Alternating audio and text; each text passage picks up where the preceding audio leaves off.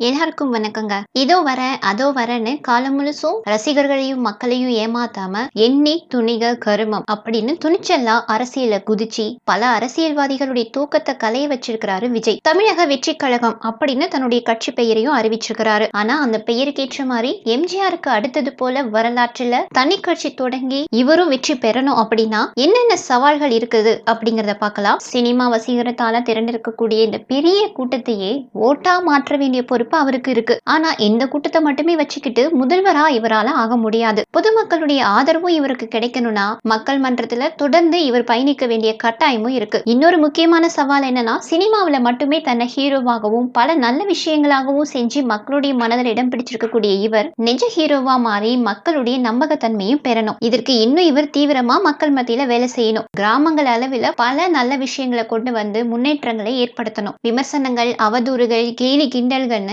எல்லா விதமான தாக்குதல்களையும் ஏற்றுக்கொள்ளக்கூடிய எதையும் தாங்குற இதயம் இவருக்கு கண்டிப்பா இருக்கணும். அதே போல தன்னுடைய ரசிகர்கள் பட்டாளங்களையும் உணர்ச்சி வசப்படாதவர்களாக அமைதி, பொறுமை, நிதானம், சூழ்நிலைகளை எப்படி கையாளணும் அப்படிங்கிற விஷயத்தையும் அவர்களுக்கு கற்றுக் கொடுத்து சமுதாயத்துல மாற்றங்களையும் புரட்சிகளையும் ஏற்படுத்துறவங்களா உருவாக்கணும். அப்படிப்பட்ட மிகப்பெரிய கடமையும் விஜய்க்கு உண்டு. நாடாளுமன்ற தேர்தல் முடிஞ்சதுக்கு அப்புறம் குறிப்பா 2026 சட்டமன்ற தேர்தலுக்கு ஒரு வருஷத்துக்கு முன்னாலேயே பல்வேறு அரசியல் கட்சிகளை சேர்ந்த முக்கிய பிரமுகர்கள், முன்னாள் எம்எல்ஏக்கள் பல பேரு விஜய் கட்சியில வந்து ஐக்கியமாயி சீட்டு எப்படியாவது வாங்கிடணும் அப்படின்னு துடிச்சிட்டு இருப்பாங்க. அப்படிப்பட்ட தருணத்துல சந்தர்ப்பவாதிகளை அடையாளம் கண்டு அவங்கள தள்ளி வைக்க வேண்டிய பொறுப்பும் விஜய்க்கு உண்டு. அதே போல தமிழகத்துல ஜாம்பவான்களா இருக்கக்கூடிய பெரிய கட்சிகள்கிட்ட இருந்து நிறைய பிரஷர்ஸும் அரசியல் களத்திலிருந்து இவரை துரத்தி விடணுங்கிறதுக்கான நிறைய எதிர்ப்புகளும் வரும். அதையெல்லாம் மனசோர்வு இல்லாம அவருடைய புத்தியாலையும் திறமையினாலையும் கையாளக்கூடிய மிகப்பெரிய ஆற்றலையும் வளர்த்து கொள்ளணும். விஜயை பொறுத்தவரை அதிகமா இவர் பேச மாட்டாரு அப்படிங்கிற ஒரு பிம்பம் இருக்கு. ஆனா சினிமாவுக்கு வசனத்தை மட்டும் பேசிட்டு மற்ற விஷயங்களை பேசாம இருக்கலாம். அரசியலுக்கு வந்துட்டா